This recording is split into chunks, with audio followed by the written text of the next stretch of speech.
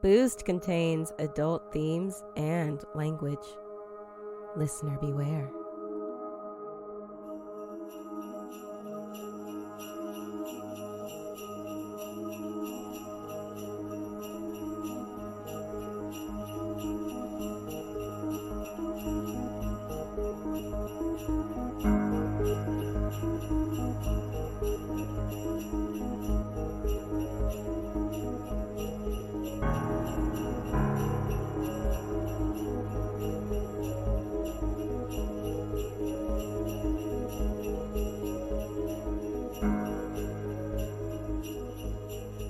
Hello and welcome to another episode of Boosed, where we get supernatural and shit-faced.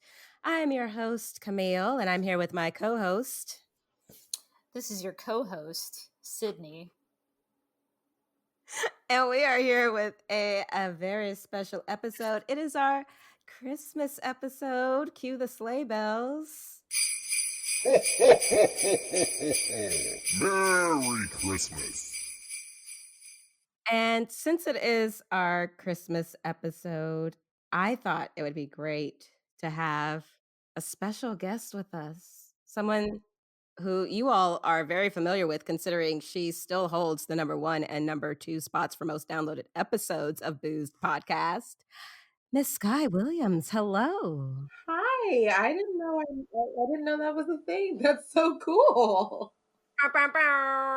Also a little bit disconcerting considering like the bullshit that I bring. The people come for bullshit. That is Right. what we're here for. We're here And for that. I will provide. Not ashamed. Not ashamed. Oh, so yes. Well, thank you for joining us today, Sky. Oh, sorry. Yes, it's good. No, yeah, it's really good. It's great to be here again. This is honestly, I look forward to this every single time after the first time I did it. It's fun every single time. I learn something every single time, even if it is unintentional. I'm so excited to learn some more today, and I don't know if it's your listeners like me the best because they're like, oh, I feel better about myself because I'm not that dumb, and that's okay too. It's humbling. No, it's because you are absolutely charming. Charming as fuck. Yes. Charming Yes. You know what's AF. also charming? Just like blind puppies that run into walls. I feel like we have less pity for you than we would a blind puppy, and not in a bad way. Either way, honestly, as long as people are having a good time and enjoying themselves and get yourself a good laugh regardless. If I can make you Awesome. smile, whether it's at me or with me, I'm down. Well, that's what it's all about. Well, before we get too deep in, I do want to shout out our new Patreon donor. We got a new one, reeled one in. So thank you to Amanda for their new Patreon participation, part of the Patreon family. And thank you to our other patrons. I was looking through our little file breakdown the other day, and it looks like everyone renewed for the rest of the year. They took advantage of Patreon's deal where if you sign up for a whole year, you get a month free. So I want to thank all of our Patreon supporters for continuing your support, re-upping your support. Can't do it without you.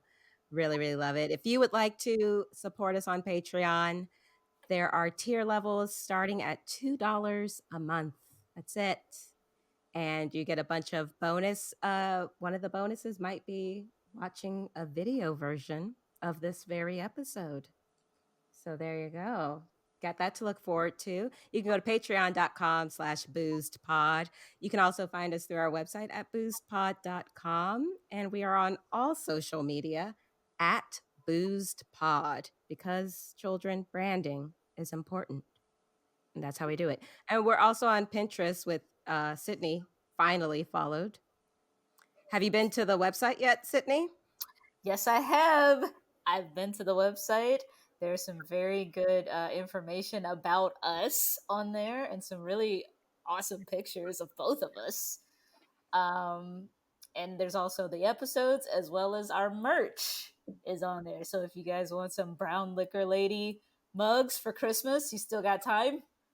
I mean, I don't buy it. You should order them when we're recording this, not when it comes out, because by that time it'll be. But go on the website regardless and get a mug. Get a New Year's mug.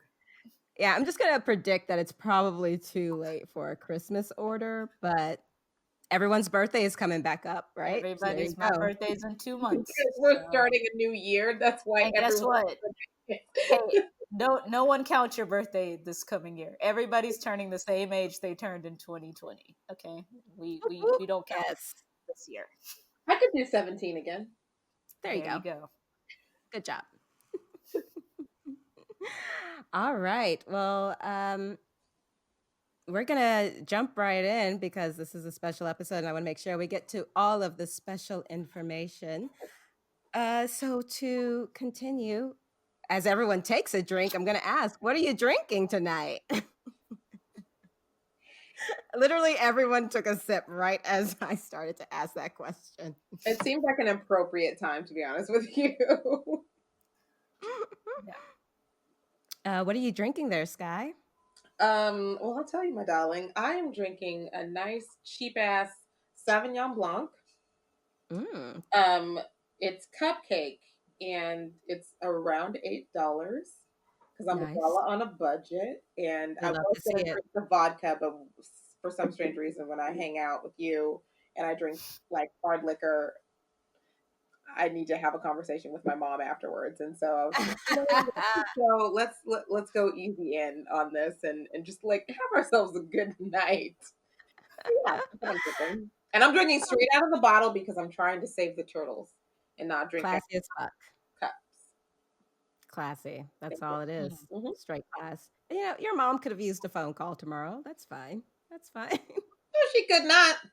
I don't want to talk to her. I love her dearly. I don't want to talk to her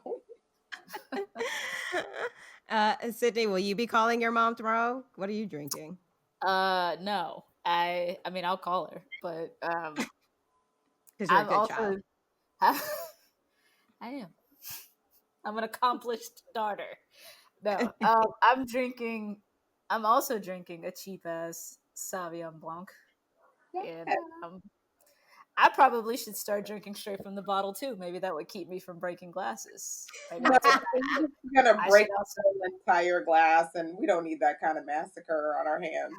I have broken bottles before too, so Oh God, maybe it's not a good idea. But what Maybe is it's wrong like with plastic cups with straws. Let's do that for a couple of months and see where we are.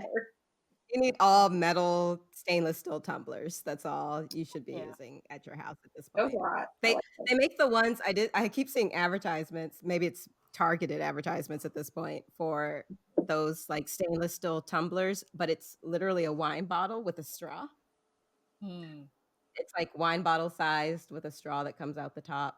When I tell you we And are living in the right time at the right place, it's just they're looking out for us. the Jetsons could never. They could never. Okay. You know, I mean, flying cars would be nice, but I mean, we don't they want couldn't have that. predicted. That's impractical. The way people drive here in Texas, are you fucking kidding me? Flying cars? Okay, listen, I thought people in Dallas drove badly, and they do. They drive very aggressively, but I can get down with aggressive driving. The people here in Atlanta drive like they don't want to live. No, It is yeah, just Atlanta's terrible, but I don't find Dallas to be aggressive drivers. I think they drive very slow. really They create traffic where there doesn't need to be traffic. okay. Well, I've just so far in my limited driving here in Atlanta, it's like, oh, now you're in front of me, and there was no room for you to get in front of me, and the speed limit's 65, but everyone's doing 80. Cool, that's fine, sure. Or someone's doing 40 for no reason. So it's I like think a it's just a lot more very fast paced. People, feel like their lives are more important. isn't that usually the case? Yeah. Yes, absolutely, 100% every single time. But I'm in a RAV4 Toyota, so my life is clearly expendable. RAV4, yes. I'm just gonna stick to my 5 above the speed limit and call it a day. Save some gas. You will not survive. You will I not survive. I also probably won't get a ticket, and that's my goal. You better stay in get that. that slowest lane. Listen, my goal is to never be pulled over by the police again. So there you go. I hear that. All right. Well, I am drinking. I think. Well, there's no I here, so I believe it's Oliver wine, not Olivier wine. I was trying to make it fancy. But it's an Oliver Winery and Vineyards soft wine collection. It is a sweet red wine, Oh, and I mean, this is like straight Welch's grape juice, I and was I'm about loving to it. say it sounds like juice. Hmm. Hmm. I think it's This interesting is that we're all drinking wine tonight, and we didn't discuss that ahead of time. we didn't. Yeah, my I thought about sneaking some out of my uncle's bourbon collection because he has a vast collection of bourbons and whiskeys up there. Ooh. But I wasn't quite brave enough to ask yet. So I had a bottle of wine already, so I was just like, well, I'll just drink this wine, and I'm not mad about it. I'm not mad about it. So, but yeah, this is definitely first Sunday communion wine, aka Welch's grape juice. Ron Vasquez, that has been very good to my people. Listen, I looked forward to communion for that very fact. 100%. Get yourself a little nosh in the middle of church. It's gonna last 8 hours anyway. A tiny little cracker and some a sip of Welch's grape juice for They're your only gonna evening give you after. one. You can't ask for a Yeah. second one. Oh no. Oh, you After you've been you just grab it. They can't tell you to put it back in the So bowl, you're gonna take two? and I have, and I'll do it again. Listen, when they pass a plate, as opposed to the Catholics who put it in your mouth, Yeah. You're it's a gonna free take for all. two pieces of the body of Christ. Wow. Absolutely not. No, I would never do that. I've taken full fucking handfuls because I'm hungry. You're taking just the whole arm of Christ. Extra, Yeah, extra blessing. just tiger paw it and just shove it in my face hole. Like I'm usually with my mom, and she's gonna be like, "That's too much Christ." And I'm just like, "I'm trying to be more like Jesus. Get on my level." That's great. That is the best and only excuse we will ever need. Nowhere in the Bible does it say you can't do that. This is true. Mhm. Those rules do not exist. Mm. Well, speaking of the Bible,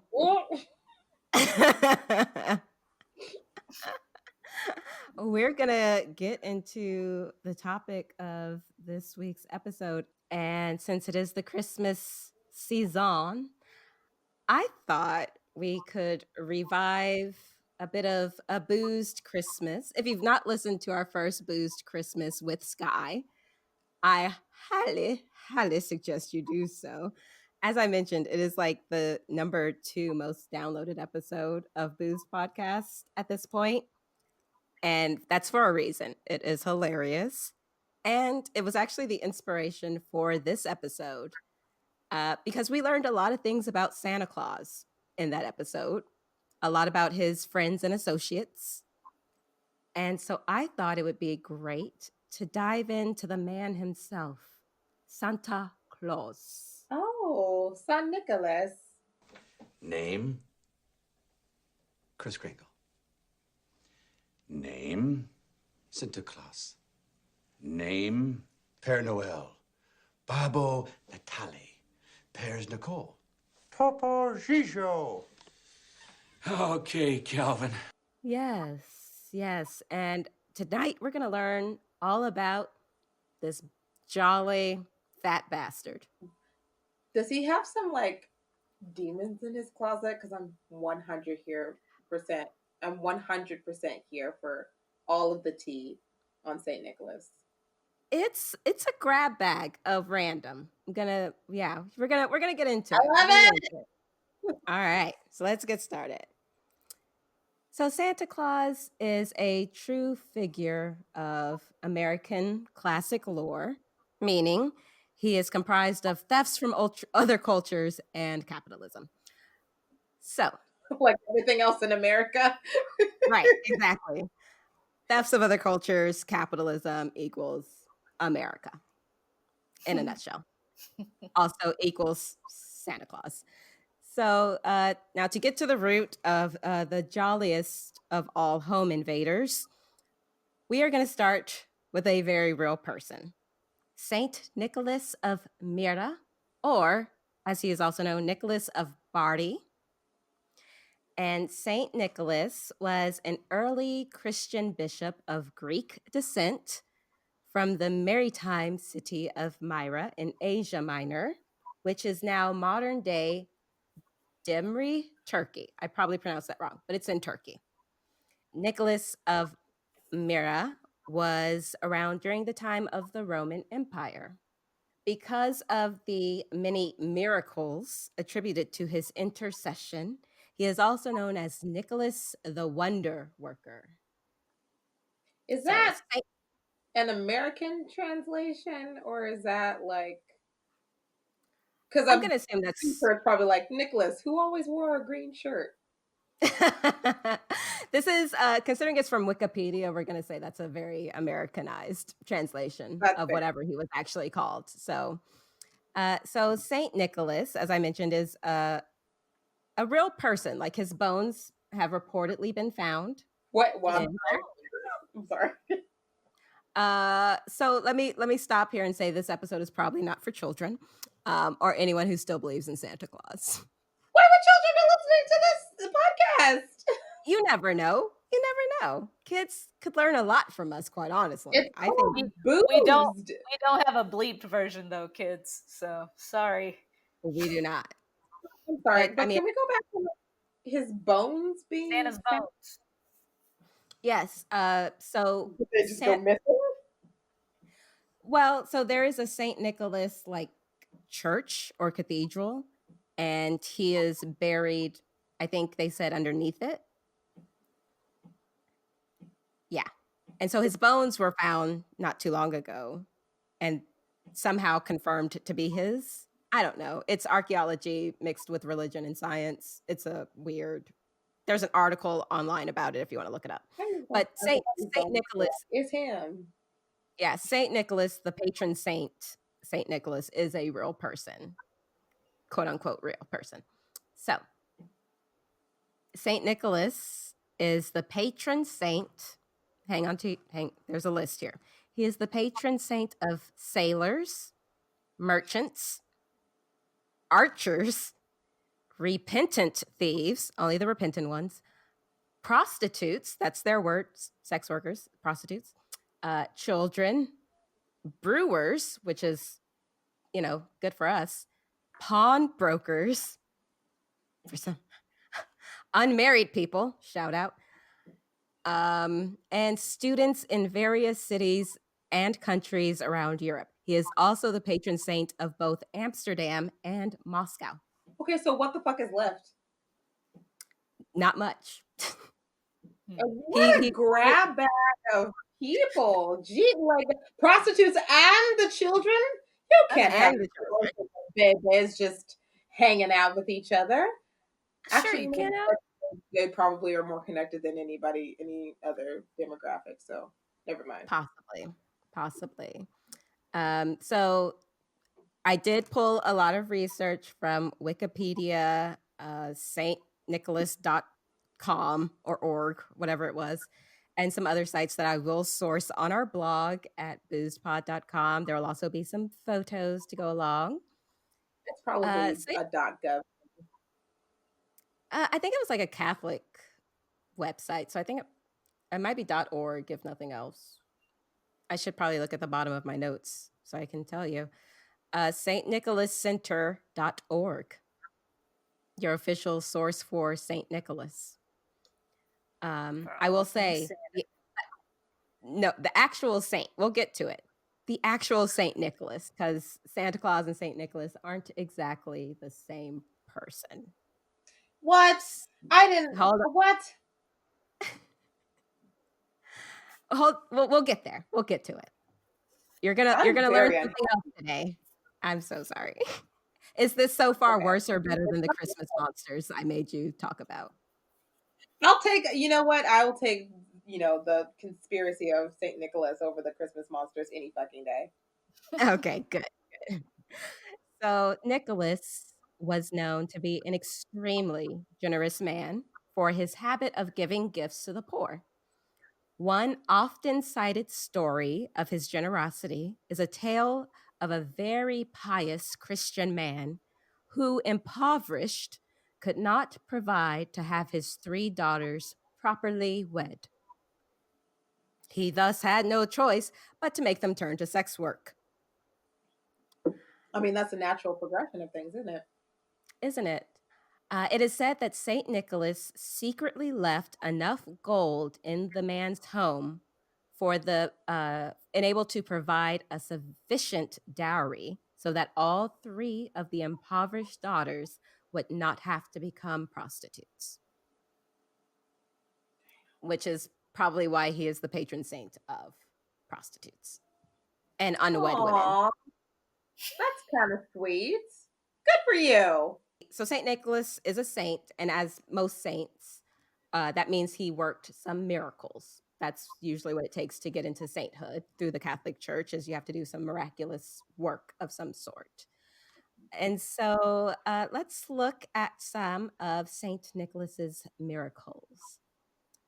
Now, in our previous episode, we did talk about a Père Fouettard, or Father Flog. Do you remember Father Flog from that episode? I was so drunk at that point. Yeah, That's okay. I do remember. Wait. No, I don't. No, that's fine. So Father Flog was the innkeeper slash butcher who kidnaps three boys who were on their way to a wealthy school. And he and his wife kill the children in order to rob them of their money. So it's said that they killed the children, slit their throats, cut them into pieces, and stew them in a barrel. Can't they just Now, cook their money? Why do you have to stew them? For stock. know, Sorry. it's stew. It's referred to as either stewing or pickling. They're in a barrel, so I think it's more like a It's for pickling stock, process. so you can keep it for a while. It's preservatives. Why? Also, where do you get that recipe? That's not on Pinterest. No, but Boosed podcast is. Ding. Yeah.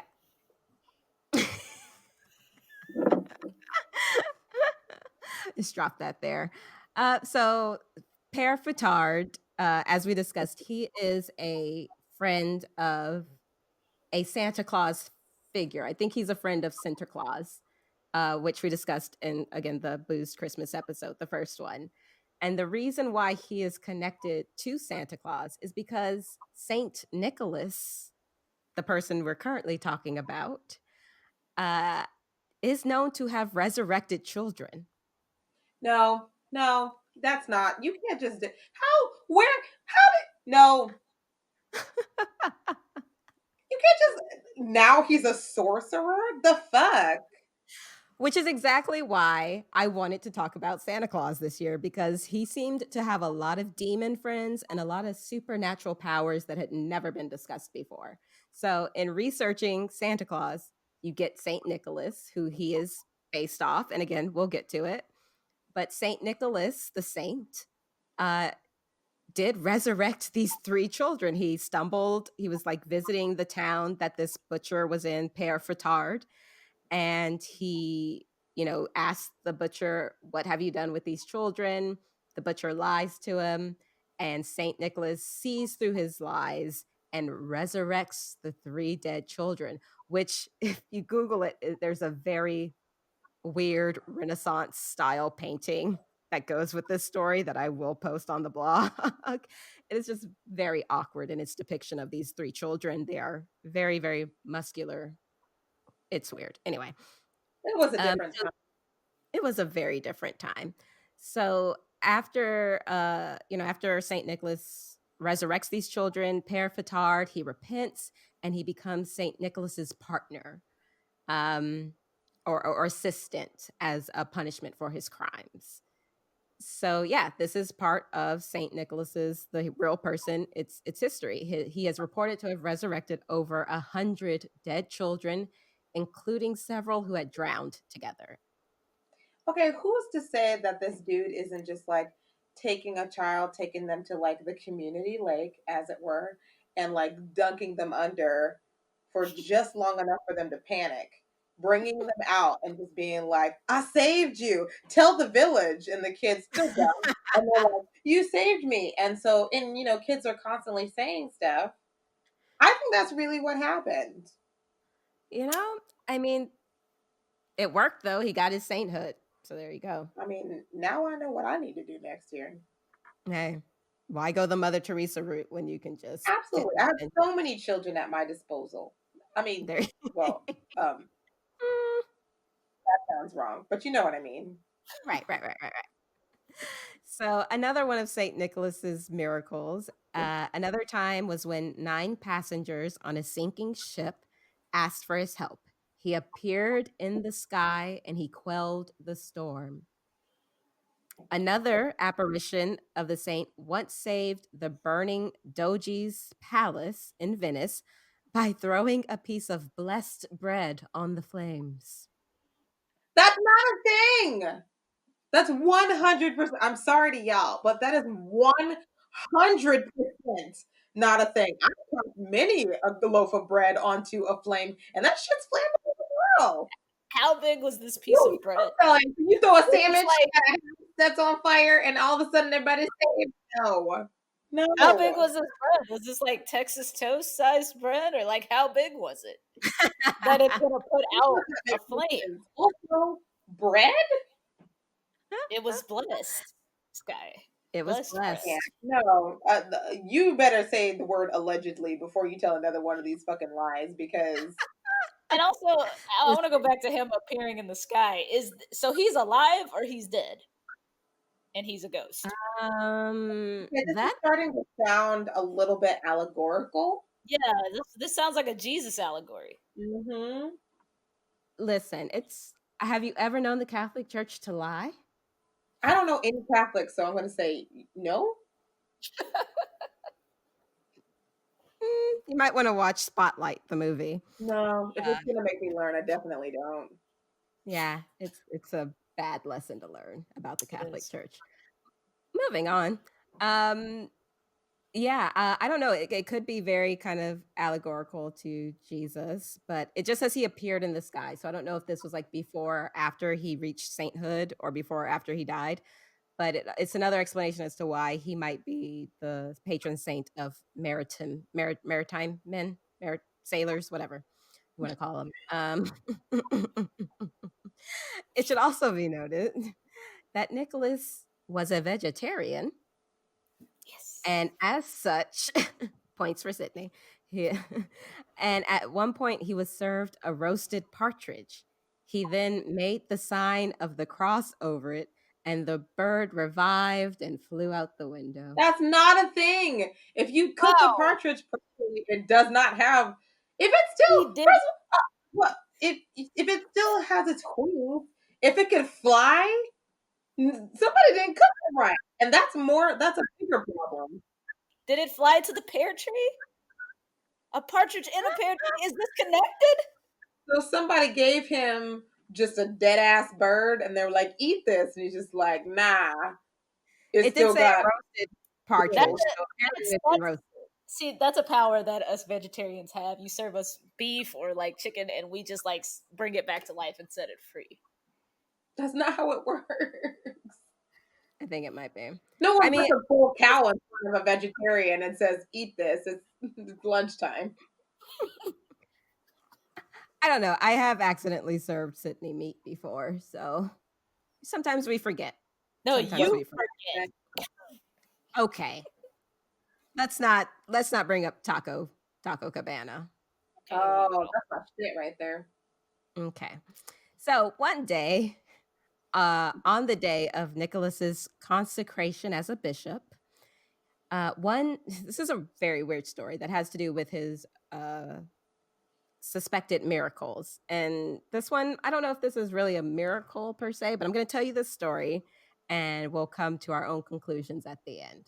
So on the day of Nicholas's consecration as bishop, One young mother was home bathing her infant. The metal bathing tub was over a fire to heat the water and keep it warm. The cathedral bells rang out, telling everyone it was time to be at the cathedral. Completely forgetting what she was doing, the mother ran from the house all the way to the cathedral. Once there, she stood at the back and she joined in with the hymns and all the prayers. She was just caught up in the surface, right? So after the consecration, she goes back home, still doesn't remember her baby, right? She goes into the house, goes into the room. The room is filled with smoke. She was terrified now that her baby had perished. However, the baby was still sitting in the tub, smiling and completely unharmed. The mother picked up her child, thanking God that Nicholas had spared her baby's life. And this was the first miracle attributed to Nicholas after he became a bishop. No, it wasn't a baby. It was probably her husband. What? How does that make it more believable? Because, like, you And went why to was church, she bathing her husband? you like started making baby soup, and then you just kind of left it like it's a crock pot, Baby soup. and then you Set it came and back. forget it? Like, oh no, my baby is probably boiled to death. And first of all, you don't put a baby. You can't put a baby. You can't leave a baby in a tub for longer than, I want to say, 30 seconds, because I've tried. Yeah, I want to say 30 Seems seconds before that seems like a long things time go to awry. That seems like a real long time to leave a baby in a tub, Sky. Not to And, question your It methods, depends on but what you mean by baby. Also, you can't leave a yeah, 3-month-old in a tub for 30 seconds. right. That's what I'm okay. Yeah. So there you well, go. some babies take swim lessons. Can this baby float? Or like This a is not what 6-month-old. this is. Swim lesson. It's in a pot.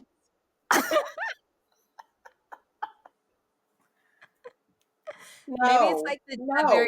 maybe it's a cauldron type pot, so it has some depth to it. There's a But lot of children's stock being made, is what I'm noticing. There's a lot of like children's like Used for vegetable food. stock. Yeah. Yeah.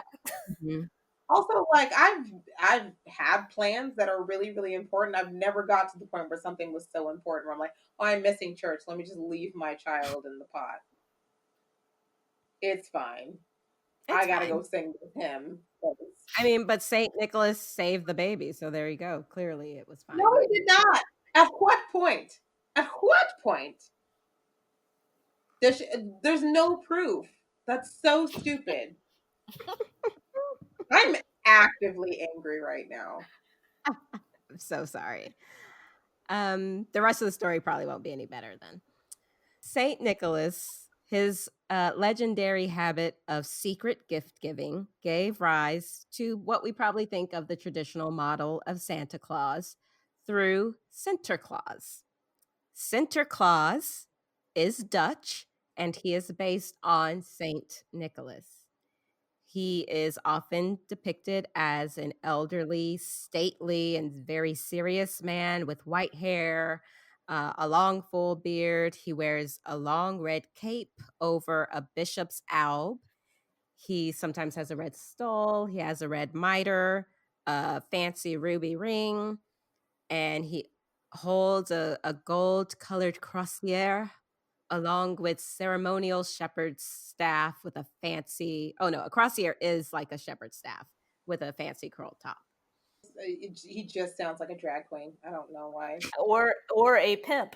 Which is I mean, those are very different. There you go. I did post a picture to our Facebook recently, and I believe it's of Krampus and Sinterklaas, and it is very disturbing to look at. Yes, it is. I looked at it for a second and I was like, no, don't need that in my spirit. Yeah.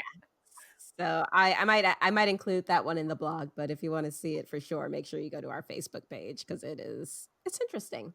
But that's the kind of traditional clothing we're talking about. He looks like a Catholic bishop, basically, with a red robe, and that is Sinterklaas.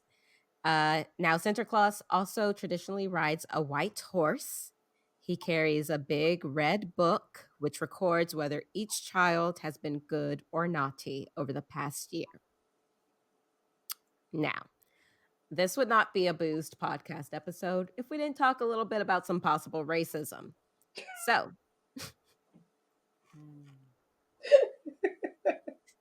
I'm sorry. That's very on brand, and I love it. it's truly, truly, that's what we're here for. We're teaching the people. Everyone learns today. If you don't know about Santa Claus, he is often associated by a character called Zwart Piet. Translates to Black Pete. Oh, I've heard a lot about Black Pete. No, I haven't heard this. So, yeah, if listen, I would love I was supposed to visit Amsterdam. I would love to still go to Amsterdam. I might love to live there. They do, however, have this one tradition that is a tiny bit racist. So, Black Pete is one of Santa Claus's helpers. He is dressed in Moorish attire and he's in blackface. Why is Black Pete not black? And that's why he's in blackface? We'll get to it. He is typically depicted carrying a bag which contains candy for the children. He will also sometimes carry a rod or a chimney sweep's broom made of willow branches, which he uses to spank the children who have been naughty. So, the Santa Claus songs of yesteryear, many of the old ones, do talk about the naughty children being put in Zwart Piet's bag and being taken back to Spain. This refers to a time that the Moors raided the European coast and abducted the local people into slavery. And in modern versions of Santa Claus, Zwart Piet, however, no longer carries a rod, and the children are no longer told that they will be taken back to Spain if they've been naughty. So over the years, the story, of course, has changed, and Zwart Piet has gone from like an unintelligent helper to a valuable assistant of an absent-minded Saint Nicholas. Now, traditionally, Zwart Piet's face is said to be black because he is a Moor from Spain. Today, some children are told that his face is blackened with soot because he's climbing through chimneys to deliver the gifts for Santa Claus. So, you have this character who's following around this white man as his servant. He's a Moor from Spain, and he kidnaps children and takes them back to Spain. Sounds a little racist. Yeah, and don't they still have like festivals and stuff like that where people dress up like him? Yes, they do. A lot of white people dressing up in blackface just gives them another reason to. With very red lips. Very red lips, because that's what we all look like, right?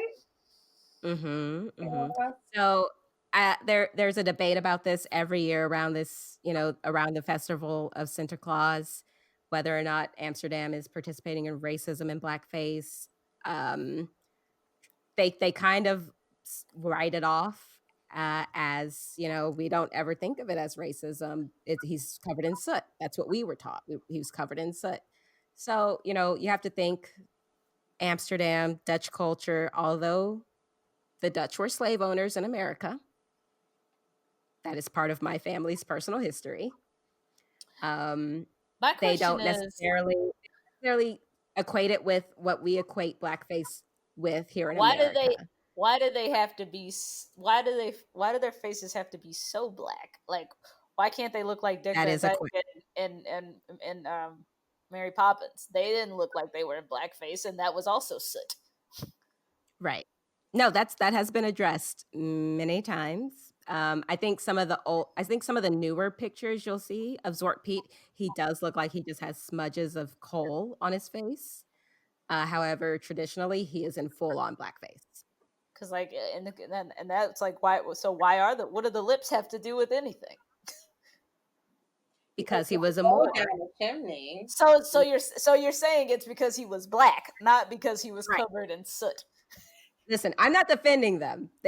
This is what they say. Okay? I'm trying it to was understand. well, I mean, but that's exactly what it is, because traditionally he was a Moor from Spain, which is a black person, from what we understand of what the word Moor means. And then the story kind of got turned into it was because he was going down chimneys, but until fairly recently, he was still depicted in complete minstrel blackface, or what Americans consider to be minstrel blackface. So I I mean, can't. I'm not trying to make I excuses for the Dutch. I'm just saying this is what's I going think on in this conversation. it was probably more the more thing, but just with like a lot of the way that history goes is when they start to realize that there's a problem with it, they're just like, oh no, it's just from the chimney. And so it starts Right. to get that way. And in, 50 years, kids will be like, oh, it's just from the chimney. It's just going to be smudges. Where, but if we really look into it, if we go back farther enough, then Right. we realize that it was actually racist. But when you start to realize that things are racist, then you just try to put covers off of them and be like, oh no, it's not. It's not that what you think it is. But Exactly. I mean, Sydney's got the whole like red lips thing. I'm like, it's too close. Yeah. It really is.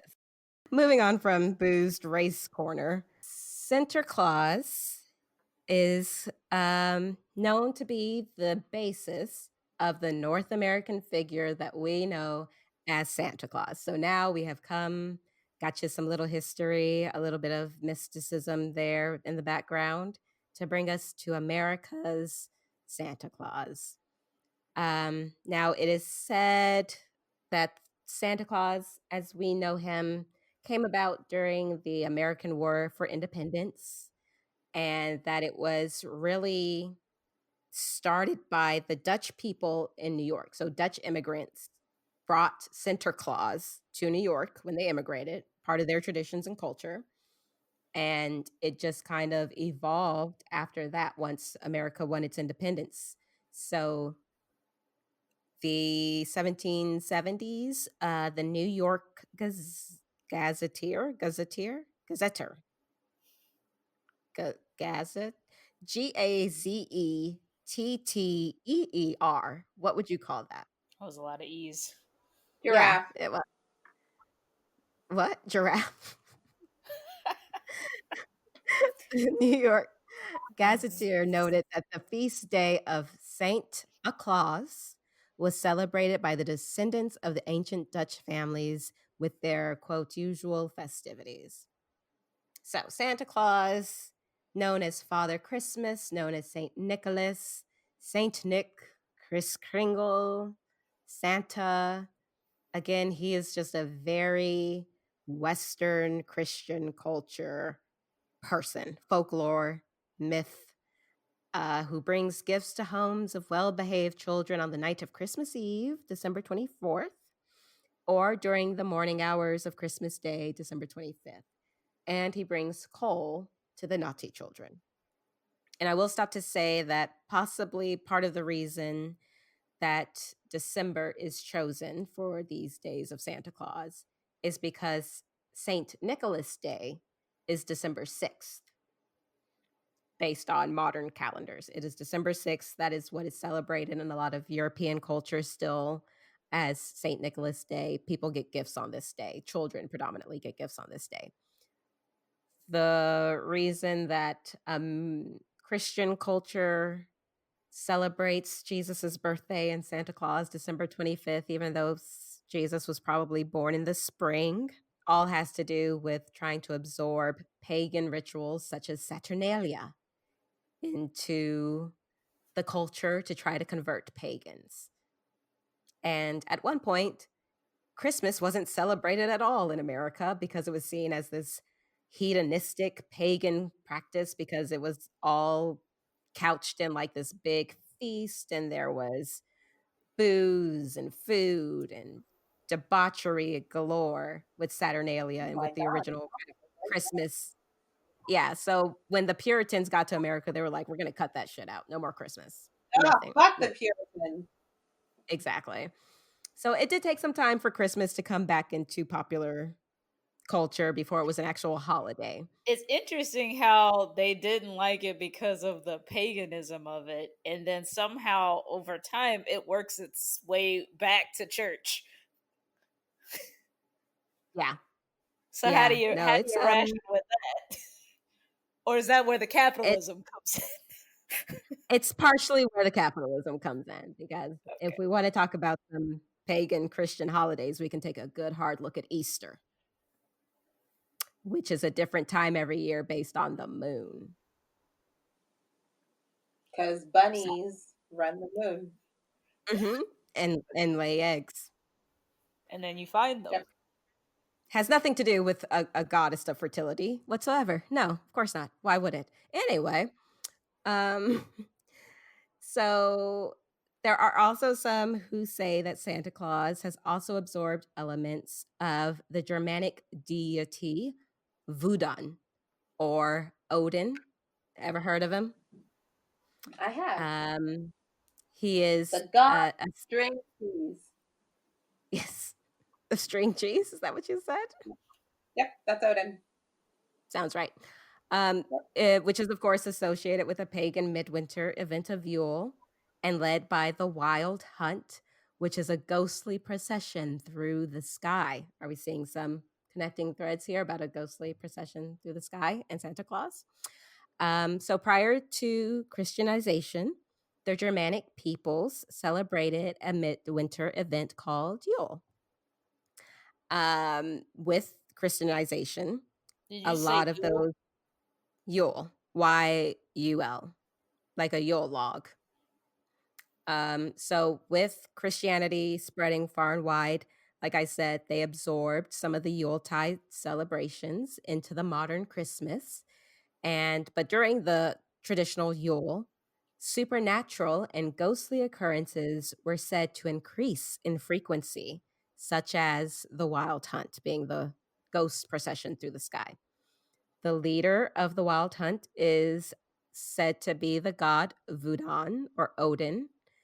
And folklorist Margaret Baker maintains that, quote, the appearance of Santa Claus or Father Christmas, whose day is the 25th of December, owes much to Odin, the old blue hooded, cloaked, white bearded gift bringer of the North, who rode the midwinter sky on his 8-footed steed, visiting people with gifts.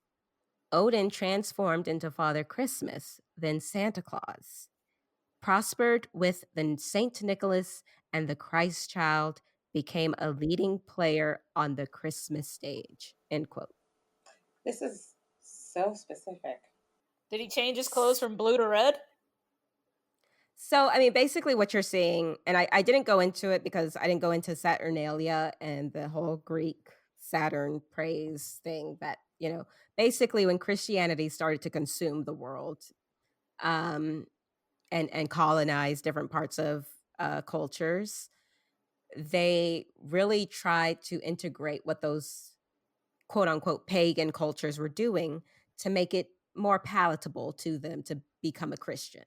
So what you have is the god Odin, right? He's flying on his 8-footed steed. Or you have Saint Nicholas, or not Saint Nicholas, Santa Claus, who rode through the sky on a white horse, right? So you have basically all of these cultures kind of being melded into one to create this figure that Christianity can get behind. So it's no longer a god, it's Santa Claus. Or it's no longer Santa Claus, it's Saint Nicholas, because he's a Catholic saint and we're cool with Catholic saints, right? Of course.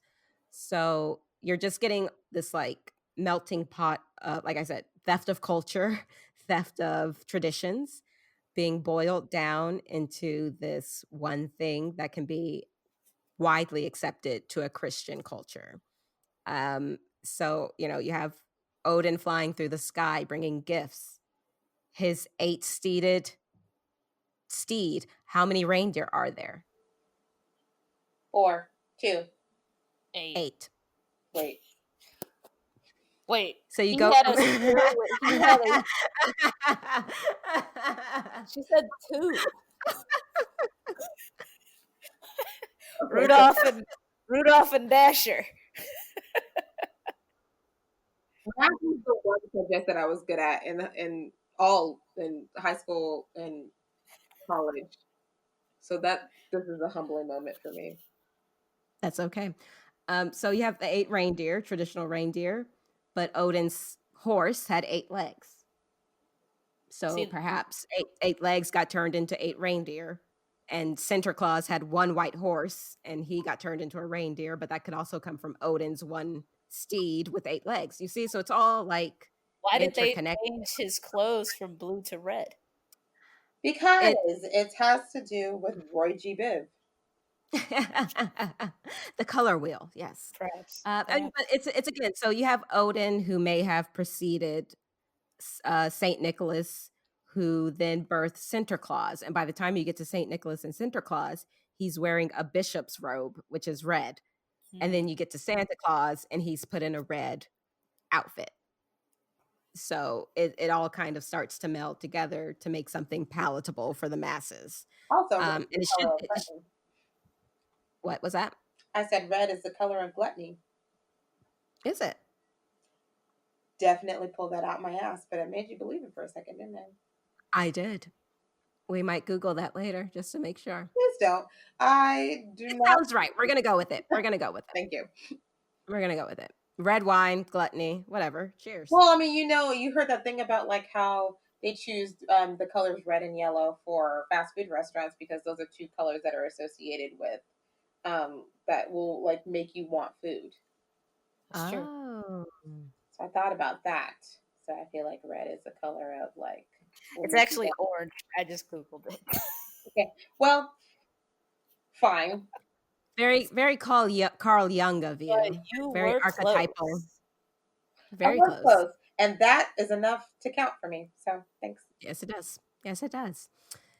So the tradition of Santa Claus being said to enter the dwellings through the chimney is something that a lot of Europeans adhere to.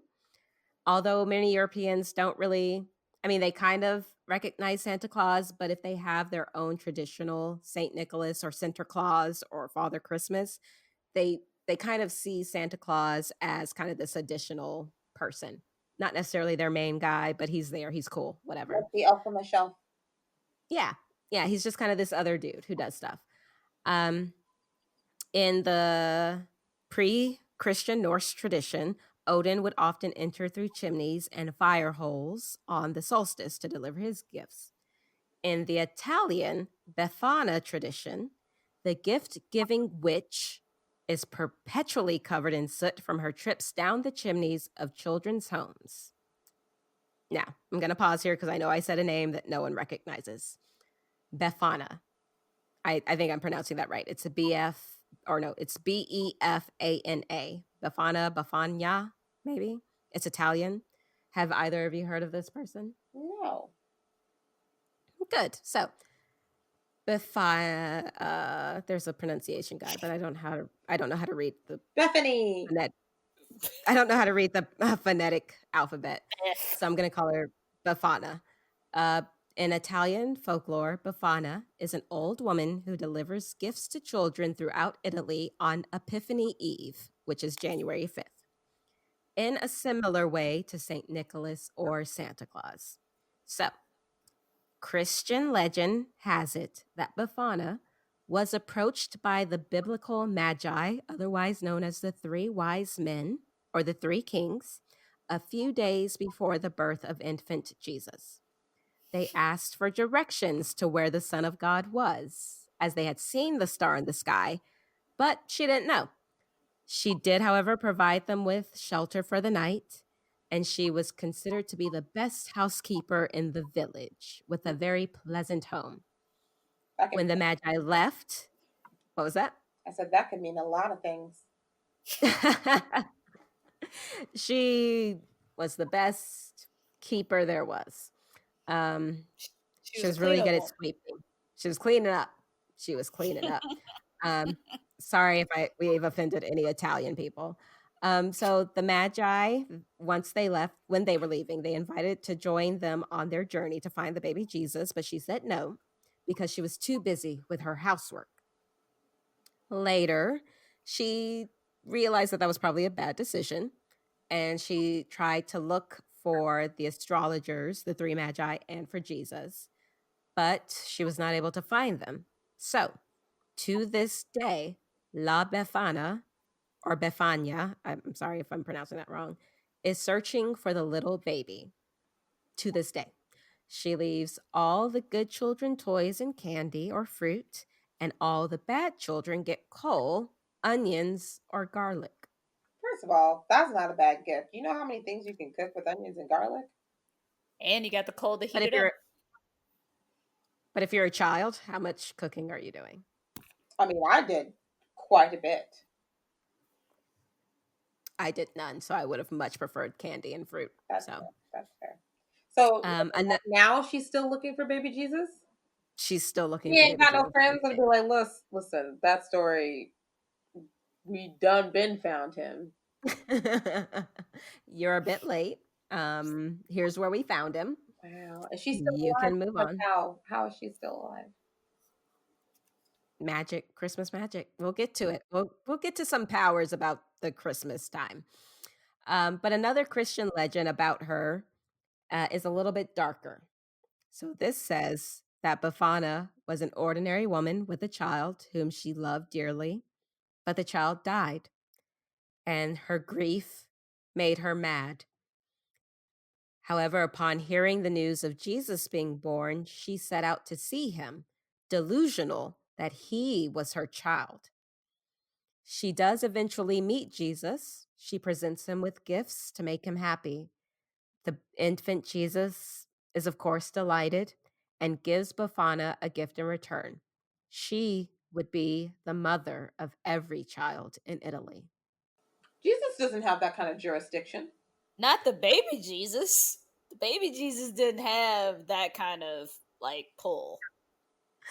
Listen, I call on baby Jesus a lot. I think baby Jesus has some powers. Baby Jesus might be the most useless version of Jesus. I hope that was not offensive, but he's just kind of like there as this He's celebration. still a baby. Like He's a baby. He's a baby like any other baby. Not like But any isn't other there baby, but like they're like, you know what? When you start walking, we're gonna start asking you for stuff. But right now, now we can ask you some questions.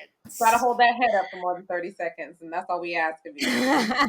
isn't there this thing though of like babies actually being like having infinite knowledge at the time of your birth and then it disappears over time? I 100% believe that because the baby that I nanny right now, he cusses me out in the divine language. There you go. That's all Jesus talking. I feel like Jesus had poop in his Pampers just like everybody else. They didn't have pampers back then, so we had to poop on a bale of tea. That's gross. That's what he had to do. That's what I'm saying. He was in a manger, for gosh sake. When you said she met Jesus, I'm thinking like she met him later in life. She met the baby gave her a gift. Because That's Jesus is all powerful. I don't understand what you're not getting here. Jesus is all powerful, even So as a baby. Baby Jesus could talk in full sentences and like had gifts on hand. Okay. It didn't get into all that. It just says he bestowed upon her the gift of being the mother of all children in Italy, which, if you think about it, might not actually be a gift if you're the mother of all children That in sounds like a Italy. nightmare. Excuse me. Exactly. That's a lot of kids in Italy. That one lady that like had 8 babies. Octomom? Yeah, Octomom. And she was on like Maury Povich or what's his name? Geraldo. And that's the only reason she could survive. There was no Geraldo in biblical times. There really wasn't. You just got hunted by some emperor or king. Well, the 3 wise men, they had gifts, so that means they had money. Did they really have gifts though? But I mean, who also... Okay, but if someone shows up to your baby shower with frankincense and myrrh and gold, but then exactly. These are good gifts in the time, guys. I really don't think so because babies. That's like getting your baby an iPad right now. Oh, have you seen babies around iPads? First of all, it's amazing. It is. Babies, I will. Yes, that's what I would ask for if I ever had a baby. God bless. I would ask for an iPad. That's what the frankincense was. That's what I'm trying to say. Gotcha. I don't know. I just like that meme that goes around every time this year where it's like supposed to be the voice of Mary. And she's like, I really thank everyone for coming out to my baby's birth. The three dudes who showed up with frankincense, myrrh, and gold, like really great gifts for a baby. Yeah, awesome.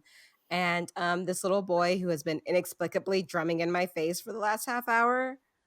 Thanks a lot. Because Really where did he appreciate it. even come from? But that's a whole other story. We're talking It's about. a whole other We're story. talking about. Had a dream about showing up to the baby's birth, and he wasn't actually there. He wasn't there. I mean, there's so much about the Christmas story that is not necessarily accurate. One being that it took place in December. Why I saw something in my research just straight out said, why would shepherds be herding sheep in the middle of winter? Because it looks better for the story. That's right, because sheeps are probably hibernating. Do sheep hibernate? Well, I mean, Jesus is a historical figure. They figure that he was born in the spring. But considering Saturnalia and the feast of St. Nicholas all took place in December, now we celebrate Jesus' birth in December because So now I want to know if sheeps actually do hibernate. I don't think they hibernate so much as they're just like indoors. Like they're just in the barn. Whose house are they in? Like a barn or a But pen. Huh? What about wild sheep? What happens to the wild sheep? Are there any wild sheep left? That's another question for Siri. I feel like wild sheep are just goats. What is a wild sheep? You can't just call them a different animal. Yes, I can. I feel like if you put a collar on a giraffe, it turns into a dog. Not far. That's where your logic is going. I mean, I follow it though, so that's fine by me. Wow. Listen, I've drank all of this Oliver wine nearly, so it all makes sense. My wine is gone. She's empty right now. Makes perfect sense to me. So back to Santa Claus. As you've probably seen, there's a lot of ancient and historical, real and or imagined things that make up our current day Santa Claus. As I mentioned, Santa Claus in America is, relatively new. If you look at the history of Christmas and this type of celebration. But Christmas in the United States, again, Santa Claus is very specifically kind of a American thing. He flies on a magical sleigh of reindeer. He gives gifts to children. He seems to be able to make it around the world in a single night, which I think I saw a stat that said that Santa travels 650 miles per second to make it around the world in a single night. I buy it. So kind of the Santa Claus, again, it kind of was born out of the Dutch communities in New York after the American Revolution, but it really took off because of in 1822, Clement Clark Moore, who was an Episcopal minister, wrote a Christmas poem for his daughters. And the Christmas poem was about a visit from St. Nicholas. And this poem turned into what we all know now as "'Twas the Night Before Christmas." So, and some dude wrote a poem for his daughters, and now we're just like, talk about a one-hit wonder. Damn. Yeah, so you have to think, like, we already kind of had this Santa Claus character because the Dutch were living in America, right? So there was kind of already this little bit of a tradition, but this guy in 1822, he wrote this poem, and this was the first time that Santa Claus was portrayed as a jolly old elf. So this is the first time that he's this kind of big red elf with magical powers. And he's on a sleigh and he's being led by reindeers. And then in 1881, a cartoonist, Thomas Nast, drew a version of this poem that created the first likeness of a modern image of Santa Claus. And this cartoon image appeared in Harper's Weekly, and it depicted Santa as the big, cheerful man with a white beard holding the bag of toys for all the children. And Nast is credited with giving Santa his suit, the red suit that we all know now, with the red suit with the white trimming. He also placed Santa in a North Pole workshop. He also gave him elves and Mrs. Claus, a wife. So, yeah, as I mentioned, and then from there, it just kind of took on, as I mentioned earlier, a whole capitalist type of thing. Christmas or St. Nicholas Day usually focused on giving gifts to children. And then department stores kind of said, well, why can't we just give gifts to everyone this time of year? And so you have some dude, what was his name? It kind of started as just like ads in newspapers to kind of promote shopping during this time. And you have the invention of the reindeer and kind of not necessarily the invention, but you have the invention of Rudolph, the red-nosed reindeer. And that was actually done to sell Montgomery Ward, the store. Yeah, that makes Some sense. ad Does some ad executive. Montgomery Ward own the likeness of Rudolph the Red-Nosed Reindeer? I don't know, but the creation was done by a man named Robert L. May. And at the time, he was working as a copywriter for the Montgomery Ward department store, which is mostly defunct now. Like Montgomery Man, Ward is you just I know was they about to say, is screwed. bankrupt. Montgomery Ward even a store anymore? Because if they're not, then we could just kill off Rudolph, can't we? They're really not, but like in 1939, he wrote this poem, and he wrote based off the "Twas the Night Before Christmas" poem, and he made the story of Rudolph to help Wait, sell the same gifts at guy who Christmas wrote time. "Twas the Night Before Christmas" No, it's not. It's not the invented same guy. Rudolph? It's a different guy. No, it's not the same guy. This is like 100 years apart almost. So, calm down. My So What is Santa's whole? What is when is Santa's sartorial choices going to reflect climate change? I mean, but he uses reindeer power, not gas. So I mean, isn't he already kind of like eco-friendly? You know what I'm saying? Like he's always dressed in like full on sheep's wool garb, Oh, and I didn't know it was we sheep's don't wool have like we're running out of a North Pole. Is he gonna move? Like, do you think he should move? because the ice caps are melting. Yeah. I mean, he could really Well, do his so job from anywhere. can he though? We're going to talk about this a little bit about the North Pole in just a moment. So hang in with me for a little while longer. But anyway, to kind of wrap up Santa Claus marketing techniques, basically once you had the image of a jolly white man in a red suit, then you had reindeer. It all became part of like, a whole Coca-Cola, let's sell gifts at Christmas time. Let's market gifts and children to everyone. And you basically, have this whole Christmas industrial complex that we now recognize today as being very capitalistic. But it did all start with a very humble man, Saint Nicholas of Myra, who gave away gifts for free to all the poor villages around his monastery and saved women from prostitution Hmm. and raised children from the dead for some reason. So now I know we've talked a lot about a history of Santa Claus, and that doesn't necessarily seem like too much supernatural or boozed type of fodder, but let's talk about Santa Claus's powers. Because if we talk about his powers, they're a little supernatural, they're a little magical, maybe even mutant like.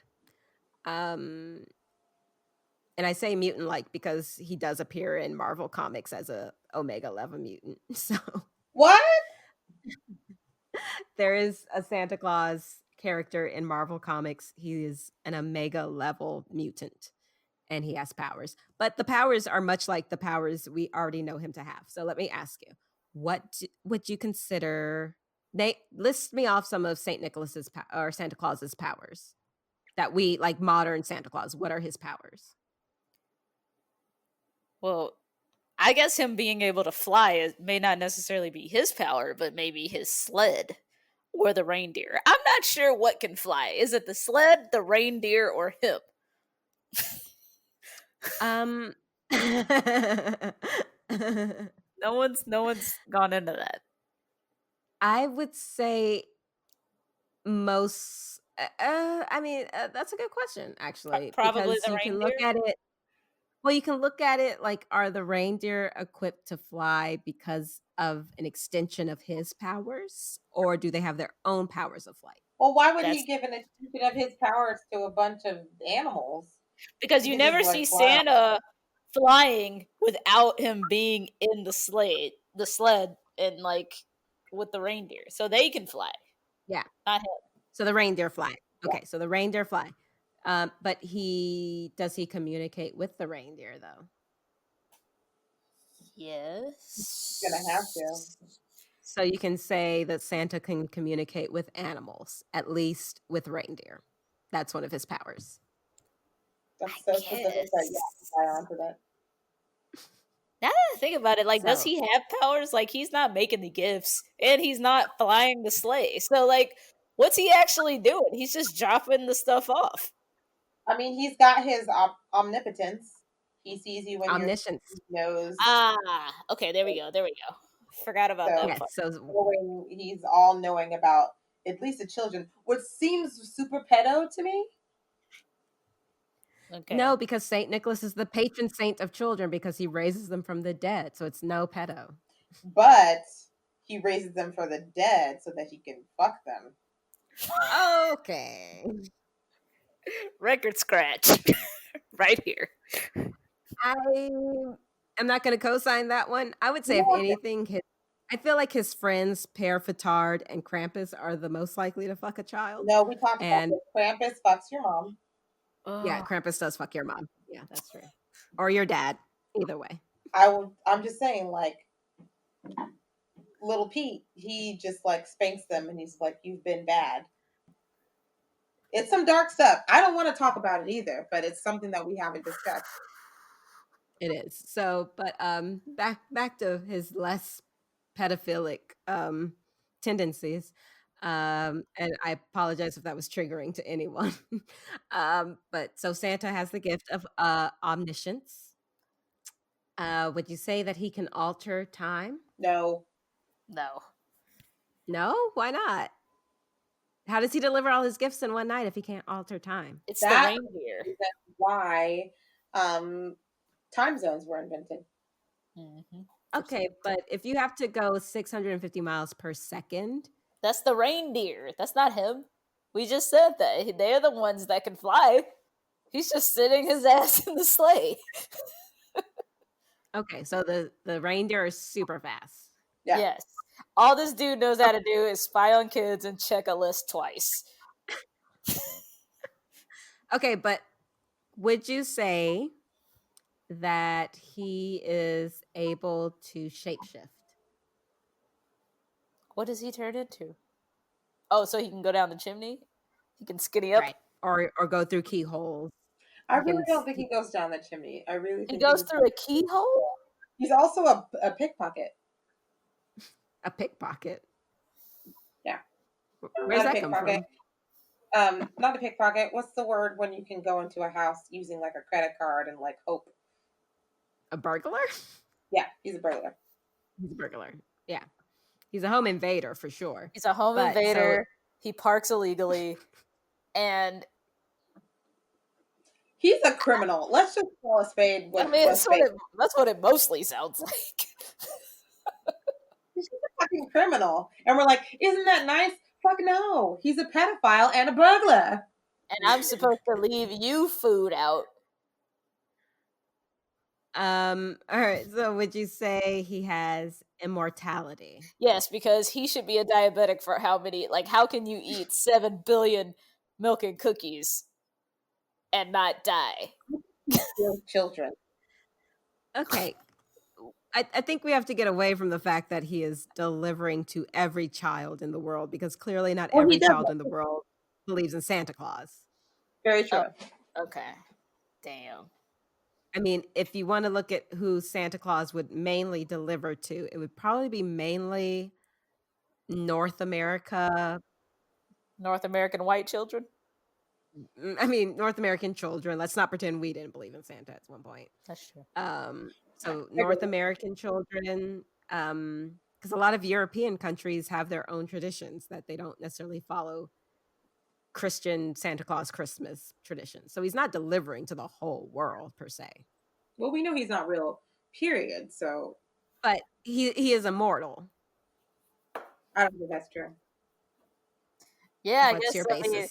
no one I ever think like. it's a Willy Wonka type of situation where he like kind of he'll find these like orphan children or whatever the fuck, and he'll put them through like a series of tests, and then he's just like, "You are worthy enough to be Santa. You've got it, my boy. The whole North Pole is yours." And he flies So back to the North Pole, and then they just have to go into like Santa's training for the next 30, 40 years. Or it is So like very- exactly like the Tim Allen movie. exactly And the somebody Santa just Claus. has to take the role. I think that movie actually explained it brilliantly. It really did. It's not bad. Probably the only and last Tim Allen movie I'll ever watch, but so would you say Santa has super strength? Why? He carries a big bag around a lot. He's got one of those Mary Poppins bags that just contains the whole universe, but it's not heavy. So that's a power then, though. Yeah? No, Or is it that like is powerful. It's not. It's not making you super strong. Like, is Mary Poppins super strong? No, she's not. She's Maybe. weak as fuck. She's I don't weak. know. Oh. But she can, like, her dress can fly, and like she can jump into paintings and stuff. So I guess those are powers, but I don't think I would call that super strength. I think it's just like the bag. Again, it's the bag that's like powerful. It's not him. Okay, so he has a universal TARDIS-like Mary Poppins bag style. Yes. Gotcha. Satchel. Okay. So Santa Claus, omniscient. Yes. Possibly can communicate with animals. Possibly. Maybe immortal to some degree. And shape-shifting to get through keyholes and chimneys and all of that. Okay. He's also a diabetic. No, he's good. Wait That's what I'm saying. He's fine. But do you think that, I'll just ask this: why did they make him chubby? Is that part of your research? Because if he was skinny, he'd be more threatening. That's probably true. Skinny old men are terrifying. Fat old men, look at that. Let's or we've now been conditioned to think of fat old men as friendly because of Santa. Oh, I don't like that. I don't want to dig that deep. Yeah, it's all been psychologically conditioned into us to think fat white men with white beards are Santa Claus. Because you do. Like I do. But where did that start? Exactly. Your question, where did that start? Wow. It's a circle. I mean, but it kind of came from, I guess that one dude who drew the ad for the new not the grocery store. But I wonder why he made him like a bigger guy. None of the other guys in advertisements, especially during that time, were bigger. I wonder why he thought. I think the original poem, I think, is the first time he was kind of considered portly, quote unquote portly.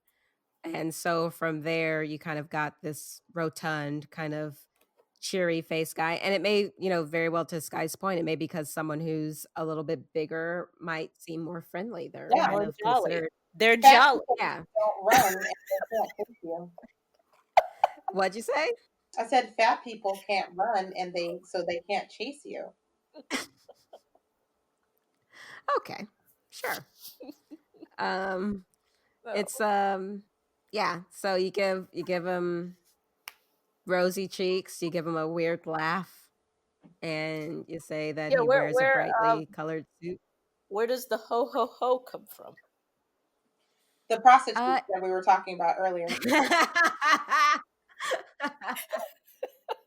Ho ho hos, where you at? Patron saint of ho ho hos.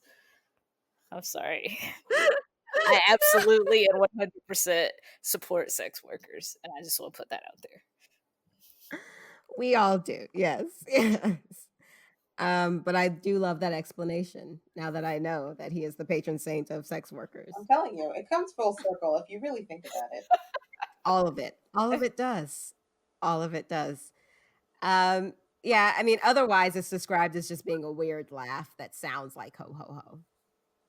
Okay. So that's the research I saw. It was just kind of like his laugh is kind of just robust and it sounds like ho ho ho. No, I like my explanation better. I do too. No question about yours is the superior explanation. So let me ask. That's pretty much all I've got. Santa being this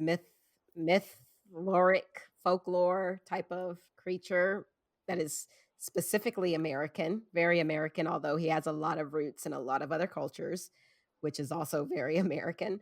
Have you guys heard of John David Marks? No.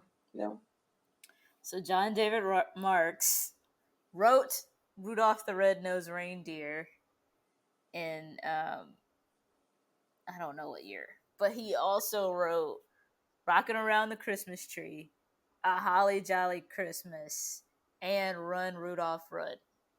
So that guy's paid, and he's only 75. What was his obsession with Rudolph? I don't know. That's the thing. Also, I found out Rudolph is owned by like a Rudolph company. The likeness of him is owned by that, not by Montgomery Ward. So, Gotcha. Can we just You are correct. Rudolph? Like, do we need him? We don't need him. He serves zero purpose. Well, he's the rags to riches story, He's the underdog. He's the underdog. He wasn't really He's the you will be outcast until your skills can be exploited. Exactly. That's the lesson we can teach the kids. Yeah, just be bullied until you have some useful money-making skill, and then your life will be grand. And also, it's not like it's foggy every Christmas. Like, do they even need Rudolph every Christmas? No. It was one foggy Christmas Eve. One. Just one. And he just won him for that. He's like, I guess we can talk now. Do you think they get paid? No. Do the elves get paid? They get some carrots. I mean, if not, then like child labor laws must be brutal. Like, I don't think elves are children. I think they're like 100 years old. Elves are technically not children. They're old. That's why they had Bob Newhart playing an elf. Okay, I don't know who Bob Newhart is. Newhart. Bob Newhart? You don't know who Bob Newhart is?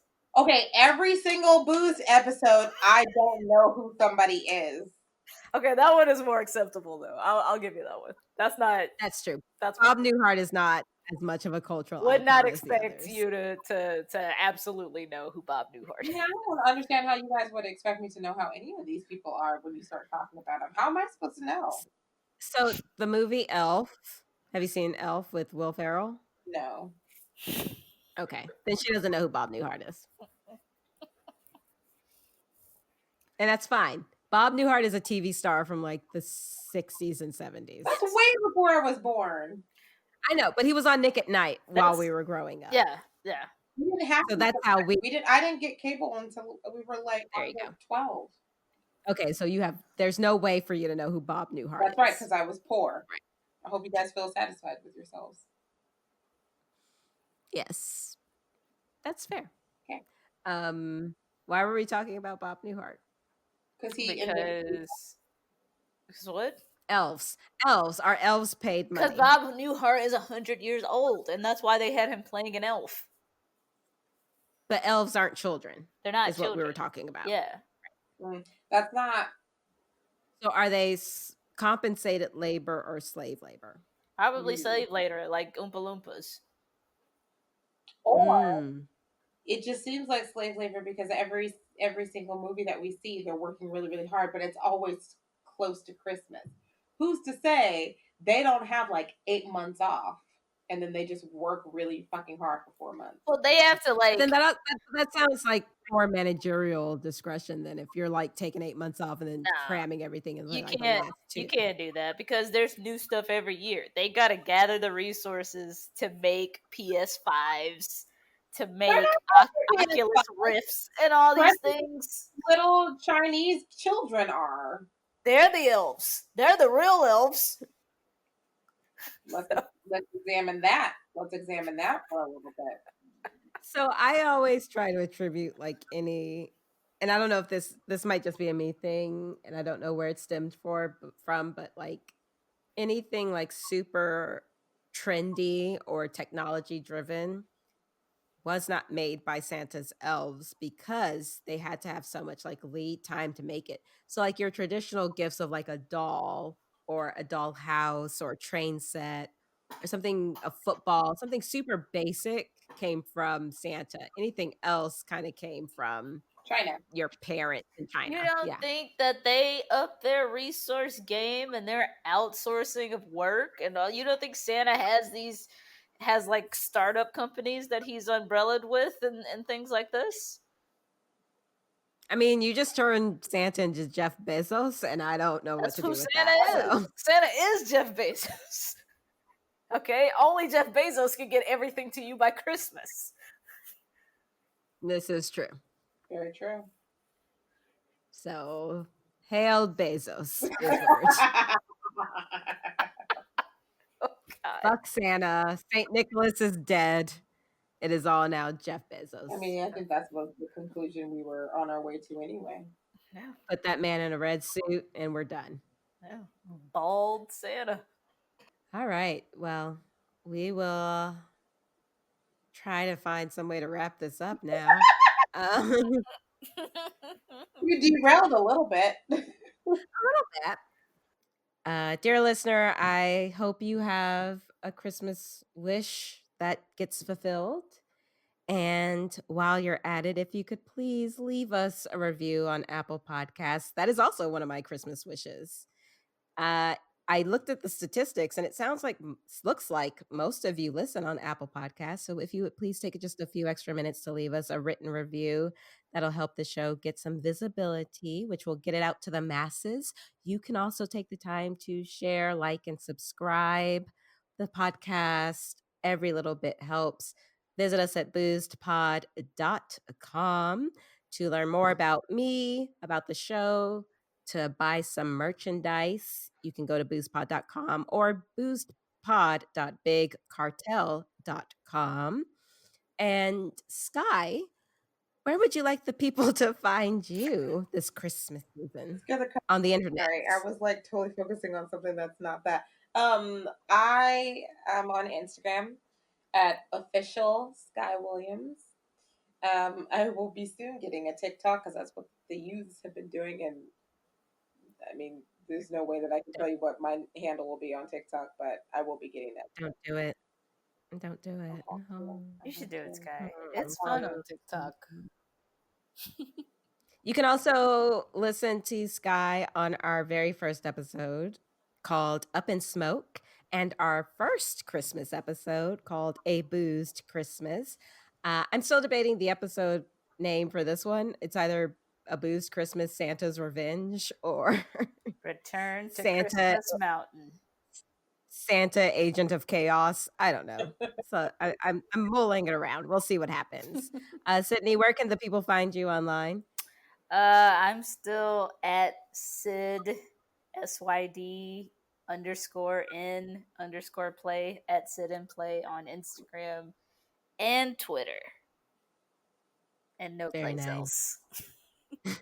No place else. I am the Camille Monae on all social media except for TikTok because I have a TikTok under that name, but I'm locked out of my account and can't access it at this time.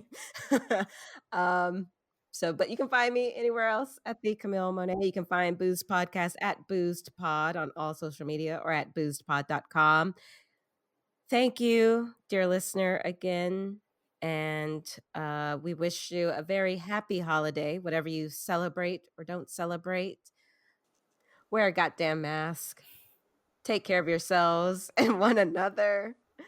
And don't forget, get boozed. Bye-bye. Getting boozed is people drinking and getting really drunk and talking about spooky shit. Put your kids to bed, they're too young for this. Get your husband and you guys can laugh at this. Get boozed! Get boozed! Get boozed! Shoot boozed! That Excellent. Beautiful. I love it. Oh no, you're not keeping that in, are you? Oh, absolutely. Oh, yes, I yeah. am. We will Yes, use you that. We're are. gonna use that over and over again. Oh no. That's the whole episode. What are you talking about? You know me. You know how this goes, Sky. Come on. Oh no. Son, come on. That's why I let you keep going. Because you guys weren't stopping me at all. No, that's what we got quiet to isolate your track. This ain't our first time at the rodeo, baby. It's not. We knew. It's not. Thank you for listening to Boosed. Our theme was composed by Vincent Parish. Sound production is done by Sydney Johnson. You can find us on social media at Boosed Pod. That's BOOSED Pod. If you would like to support the show, please go to patreon.com/boostpod to make a contribution. Thank you for listening. And don't forget, get boozed.